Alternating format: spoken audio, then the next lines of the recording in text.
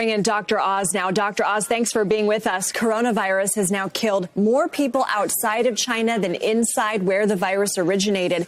What are the biggest obstacles right now to curbing the outbreak and flattening the curve, which we've been hearing so much about? I think countries have to learn the lessons of Italy and Korea. It's a tale of two countries is pretty clear. South Korea took proactive steps early on. They have a healthcare system that could keep up with the flow of patients, and they've had a mortality rate that's 1/10 that of Italy. And the Chinese numbers have dropped dramatically, which is fantastic news.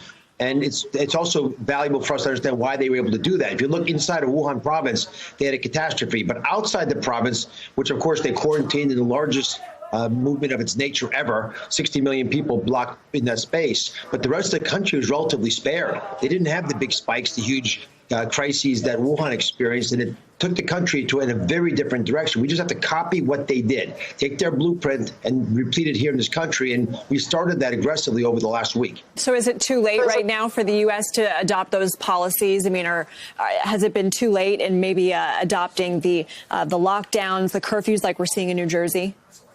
I don't think it's too late. I think we did it in the nick of time. It's probably a couple days of pain that we're going to go through where we really can't influence what happens this week. In, for example, New York City, where I'm sitting now, the governor said he expects there to be 1,000 cases here. So last week we had several dozen. But I think the week from now, we'll start to see the benefits of what many would call draconian actions, shutting down all public gatherings, limiting groups to initially 500, then 250. Now we're down to 50, which is probably the right size. And people have a newfound awareness of the